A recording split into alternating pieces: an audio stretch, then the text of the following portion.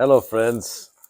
We are in Cordoba, and we're standing by the statue of the Rambam that made Moshe ben Maimon, which tradition says, Mi Moshe ad Moshe lekom ke Moshe. From Moshe Rabbeinu, from Moses, famous Moses, that brought us the Torah from Mount Sinai, till Moses, there has been no one like Moses. Mi Moshe ad Moshe lekom ke Moshe. Why? Because the Rambam was the biggest codifier of law, probably the most influential person to live in the last millennia for Jewish tradition.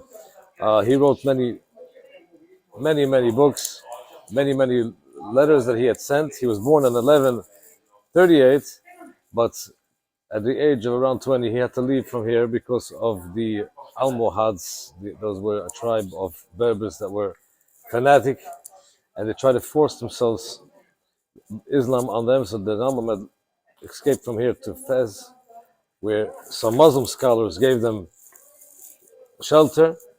But when his rabbi was killed, Rabbi Yosef Shushan, then they knew it had time for them to flee. And they fled from there to a little while in Palestine, but then he moved back to, he lived a little time in Alexandria, but most of the time he had lived and worked, and he began in the place called al-Fusṭāṭ, Cairo, where he also was called Ras al-Yehud, means the chief of the Jews. He was the Nasi of the Jews. Now the Rambam, his father Maimon, he learned by his father Maimon here in Cordoba. He was one of the Dayanim in Cordoba, but he also studied in Lucena, that's in Lisan, that's not far from here. That was a major yeshiva going back in Alisana by the Rimigash. He studied as a really young man by the Yitzhak Migash.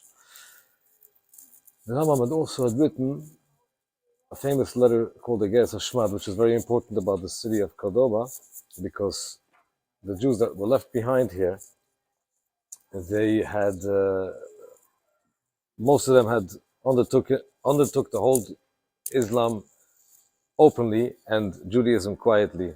And there was some that were against it, and the Rambam sent a letter of consolation to them that whatever they do as Jewish, it's still important. The Rambam wrote a very important work called the Yad HaChazakah, which incorporates all of the Torah and the oral tradition, condensing it into a work. So everything is written, and he had said that the Talmud is not anymore needed if someone has his book. It didn't mean that we shouldn't be studied, but one can take out the ramifications, and the main points of the Talmud are all incorporated in his Yad HaChazakah. The Rambam wrote many other works, also in philosophy, and in medicine, in astrology. One of the greatest people that has lived in the last millennia.